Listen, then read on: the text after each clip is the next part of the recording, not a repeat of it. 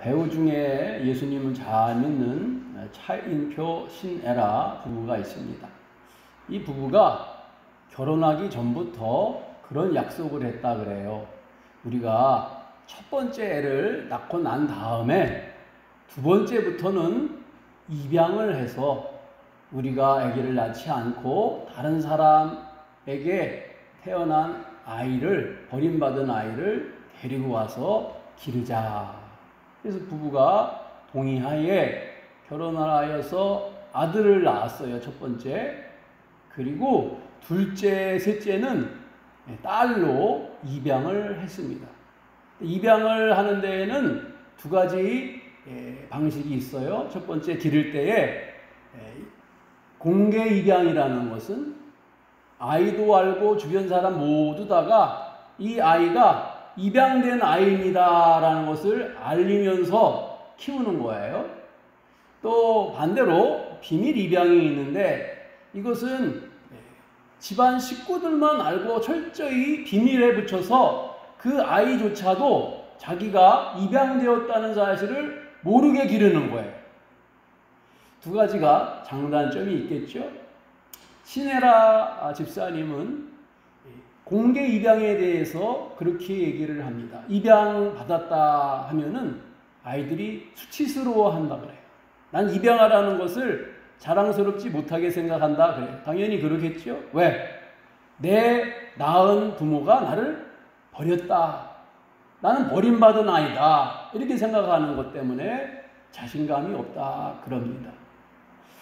반대로 비밀 입양은 모르니까 자기가 이 부모 밑에서 태어난 줄 알고 아주 용기와 자랑스러운 가운데 당당하게 자라나는 거예요. 아기 때 시절은 자기가 모르잖아요.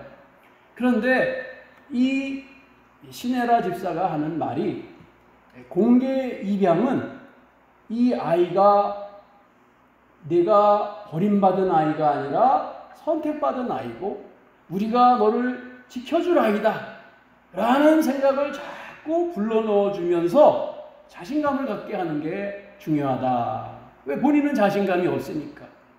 그래서 이 딸들이 자라면서 내가 엄마가 직접 낳은 딸들이었으면 좋겠어. 그런 이야기를 한다 그래요. 자신이 직접 낳았으면 더 사랑받고 더 당당하지 않을까. 그런 마음 때문에 그런 것 같아요. 우리는 우리 하나님께서 선택하신 입양아이입니다. 무슨 얘기인지 아시겠죠? 성경에는 내가 너를 양자 삼았다 그런 말씀이 많이 나오고요. 우리가 하나님을 향하여 아버지라 부르는 것은 예수님의 피로 값주고 사서 입양되었다는 거예요. 본래 우리의 친아버지는 영적으로 하나님이 아니라 마귀, 귀신에게서 나왔다라고 타락 이후에 영적인 상태를 성경은 말해주잖아요. 그런데 예수의 보혈로 우리를 하나님의 자녀 삼으시고 입양시켜 주셨어요. 그런데 우리들의 삶의 모습을 보면은 입양아이인데 입양아이의 특징은 뭐냐? 그 사랑을 알고 부모에게 막 당당하게 욕을 못한다. 감사해. 이 정도로 베푸시는 부모님의 사랑에 난 감사해. 만족해. 날 낳아주지도 않았는데 얼마나 큰 은혜인가. 이렇게 생각하는 반면에 입양을 모르는 비밀 입양은 항상 당당해. 그래서 제가 아는 권사님 가정에 딸을 입양을 했어요. 그래서 아주 잘 길렀는데 이 입양하라는 걸 자기가 모르니까 오빠 둘이 위에 있어요. 오빠들은 다 집을 사주고 결혼할 때 돈도 많이 주고 이러던데 나는 왜 집을 안 사줘? 따지는 거야. 그래가지고 권사님이 골치가 아파가지고 집도 사주고 권사님 타고 다니는 차도 뺏어갔어. 엄마 차 내놔. 우리 신랑 타고 다니게. 차도 뺏어갔어. 그러니까 권사님이 어떤 때는 슬픕니다. 섭섭합니다. 그런 말을 저에게만 하셔요. 보니까 이 딸이 입양하라는 사실을 안다면은 어떻게 그러겠어요? 그렇게 당당하지 못하죠. 근데 우리가 부모에게 당당하게 구하잖아요. 아버지 주세요. 근데 사실 입양아는 그렇게 당당하지 못하다 그래요. 근데 우리가 하나님을 향하여 입양한데 하나님을 향하여 친자처럼, 양자가 아니라 친자처럼 당당하게 구하고, 왜 이거밖에 안 주십니까? 왜 요거밖에 안 됩니까? 이럴 때가 많은 것 같아요. 그래서 우리에게 필요한 것은 감사합니다. 감사. 양자 되었음에도 양자라고 여기지 아니하시고 차별 없이 그리스도의 은혜와 사랑을 베푸시는 하나님의 은혜가 감사뿐이다. 제 친구 목사님이 암에 걸려 죽어간다 그러는 소식을 듣고 병원에 찾아가 왔어요. 3개월밖에 못 산대요. 3개월밖에 못 살아가지고 온몸에 암이 다 퍼졌어요. 식도에도 암세포가 붙어가지고 너 밥을 넘기지 못하는, 식도에 암세포가 확장되니까 기도를 이렇게 식도를 막아가지고 이게 그걸 떼어내야지 밥을 좀 먹을 수가 있는 거죠. 너무 고통스러워하는 모습을 봤습니다. 그러니까 당신이 이제 3개월밖에 못 삽니다. 그러니까 이 친구가 제일 먼저 한 것이 교회에 사직서를 냈어요. 교인들에게 누가 되고 싶지 않습니다 해서 교회에 아픈 모습을 보이고 싶지 않은 거예요. 사직서를 내고 그 다음서부터는 이제 자기를 불러주는 곳에 가서 설교를 하는 거예요. 우리가 사정을 아니까 그분을 불러가지고 설교를 목사님들이 교회에서 시킵니다. 그런데 이분이 그런 말을 해요. 이전에는 목사로서 설교하는 것이 당연한 것인 줄 알았다. 그런데 이제 더 이상 설교를 못하게 된 다음에는 하루하루 강단에 서서 주님께 말씀 선포하여 듣고 영혼을 살리는 이 일이 얼마나 축복이고 감사한 일인지 몰랐다. 이분이 버림받았나, 나 쓸모없어서 폐기되는 건가, 그거에 대한 갈등이 크더라고요. 하나님이 더 이상 나를 쓸모없어서 데려가시나, 그런데 초청을 받아서 강단에 설 때마다 그런 게 아니구나, 하나님이 아직도 나를 사용하시는구나 라는 살아있음에 감사. 그리고 그는 떠나갔습니다.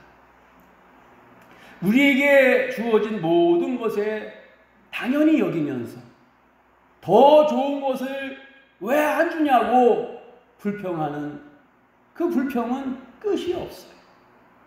그러나 내게 주신 것이 내 것이 아닌데, 내가 누릴 복이 아닌데 하나님이 과분하게 나에게 주신 은혜다 라고 생각하면은 모든 것이 감사요, 모든 것이 행복한 줄 믿습니다.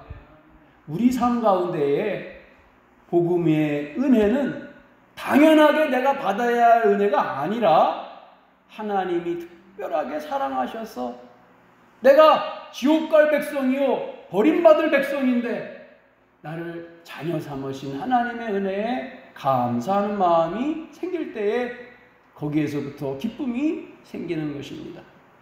이스라엘 백성들은 40년이나 광야를 걸었으니까 얼마나 짜증나겠어요. 이 광야는 이런 아름다운 일이 아니라 돌, 그리고 뜨거운 태양, 이거밖에 없어요. 진짜 삭막하고 사람이 살지 못하고 뱀이나 전갈만 살아남을 수 있는 그러한 곳이란 말이죠. 그러한 광야를 40년을 걸어본다고 생각해 보세요. 그들이 행복하지 못하고 기쁨이 없었을 것이에요. 그런데 그들이 불평은 먹을 것이 없어서가 아니라 뭘 불평했느냐, 우리가 애굽에서 노예살이 할 때 배부르게 먹었던 그때가 좋았다, 그때로 다시 돌아갔으면 좋겠다, 그렇게 불평을 했단 말이에요. 근데 매일같이 만나를 주셨어. 아침에 나가면 눈이 내리듯이 만나가 하늘에서 잔뜩 쌓여서 그걸 걷어다가 빵을 만들어서 먹으면은 그것이 그들의 식사였단 말이죠. 그리고 하나님이 고기가 먹고 싶다 그러니까 30일 동안 또 메추라기를 보내가지고 메추라기가 잔뜩 지면에 쌓여가지고 그걸 갖다가 30일이나 먹었어요. 근데 그들의 불평이 뭔지 아세요? 너무 고기 매출하게만 먹어서 지겹다. 만나만 매일 먹어서 지겹다. 광야만 매일 걸어가지고 지겹다. 하나님이 특별하게 은혜를 베푸셔서 옷을 만들어 입지 못하니까 40년 동안 옷과 신발이 헤어지지 않았다 그랬어요. 참 희한한 기적이죠? 그러니까 어떤 불평이 나온 줄 아세요? 한 가지 옷만 입으니까 너무 지겹다. 40년이나 이게 떨어지지 않는다, 이 옷이. 신발은 왜 이렇게 안 떨어지냐? 요즘에 젊은이들이 떨어져서 신발, 옷 버리는 경우는 없습니다. 그냥 지겨워서 가서 그냥 쓰레기통에 버리는 거예요. 이스라엘 백성들이 그랬다 그랬어. 늘 변하는 것으로 인해 낙심하지 말고 변함이 없는 하나님의 베푸시는 그 사랑, 그것이 은혜요, 축복이라는 사실을 우리는 깨닫고 감사할 수 있기를 축복합니다. 은혜와 사랑을 발견하고 만족하는, 감사하는 거기에 행복이 있습니다. 병원에 가보면은 밥을 먹을 수 있는 게 행복이고 감사하고, 잠을 잘 잘 수 있는 것이 감사하고, 예배 드릴 수 있는 것, 말을 할 수가 있는 것, 찬송할 수 있는 것, 이 모든 것이 우리에게 주신 하나님의 감사라는 것을 깨닫게 됩니다. 심지어 여러분, 우리가 살면서 내 뜻대로 되지 않는 것에 감사할 수 있는 은혜. 하나님, 내 생각과 계획대로 되지 않아서 감사합니다. 하나님의 인도하신 가운데 살게 하시니 감사합니다. 우리의 삶 속에서 기억을 지워버리고 싶은 인생의 장면들이 있어요. 이스라엘 백성들에게는 이 광야를 걷던 이 40년이 그러했다 그랬어요. 그냥 우리의 기억 속에서 지워버리고 싶은 지겹고 고난스러운 시간들이야. 그런데요, 그 지워버리고 싶은 기억 속에는, 그 사건 속에는 하나님이 깨닫게 하시는 교훈이 있어요.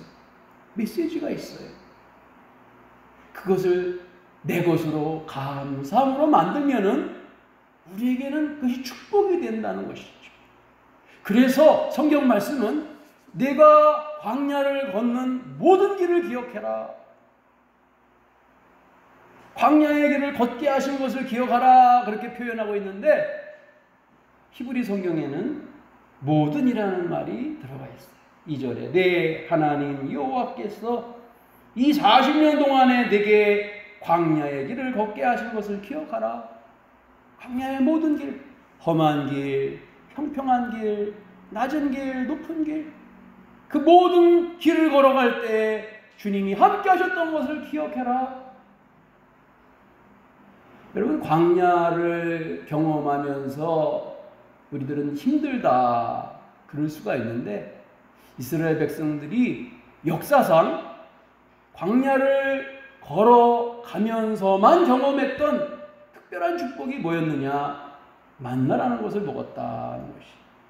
만나는 역사상 한 번도 광야를 걷던 사람 외에는 먹어본 적이 없는 그런 음식이에요.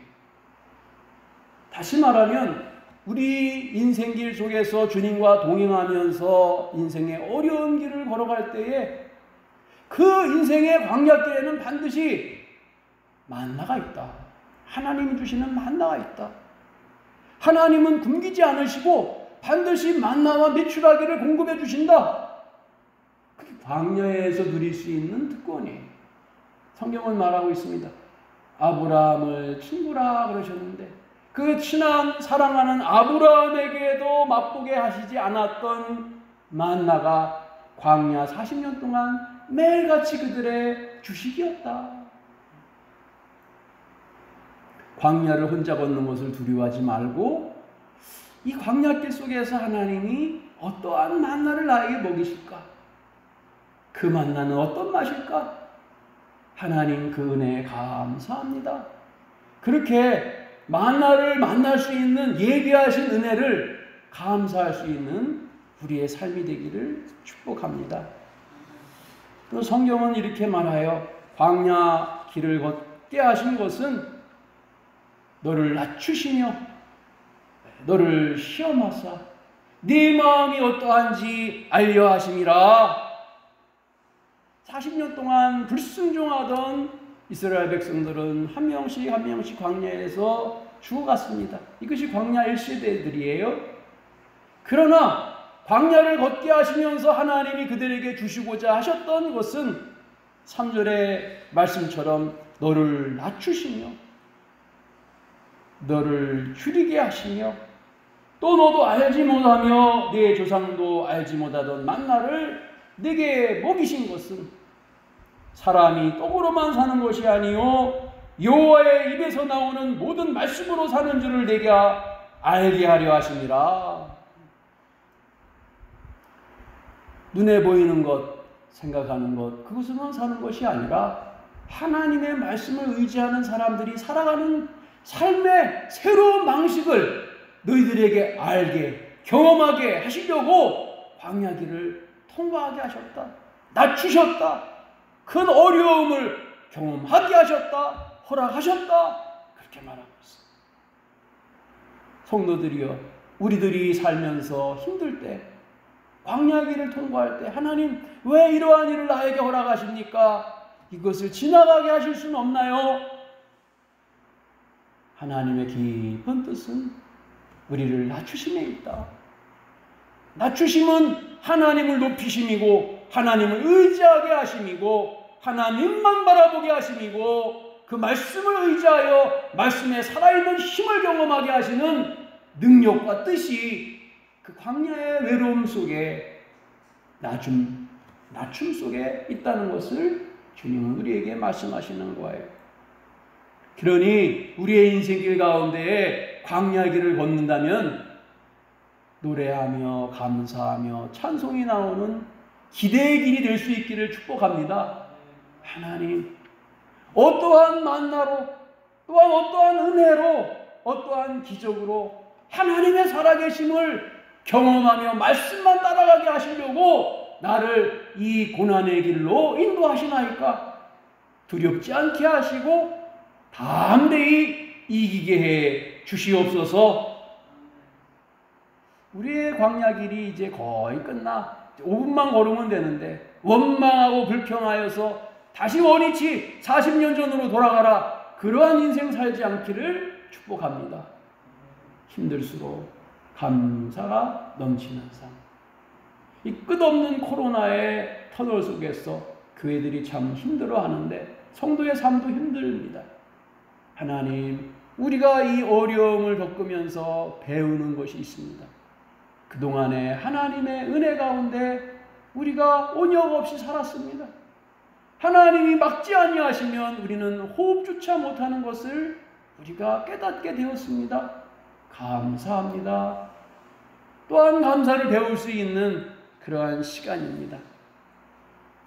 우리가 그냥 살아온 인생이 아니라 하나님이 가라고 하시는 인생, 광야길을 통과하며 여기까지 왔는데 우리의 과거를 돌아보며 한숨 짓고 낙심하지 않는 우리가 되기를 바랍니다. 우리 하나님을 의지할 때 하나님께서 새 날을 허락하실 줄 믿습니다. 아멘. 기도하겠습니다.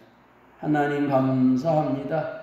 우리의 인생에 많은 우여곡절이 있지만 그 모든 험난한 광야길 속에서 변함없는 한 가지는 진리의 말씀 의지하여 찬송하며 하나님께 의지함으로 승리하게 하시는 길을 걷게 하여 주시옵소서. 예수님의 이름으로 기도드립니다. 아멘.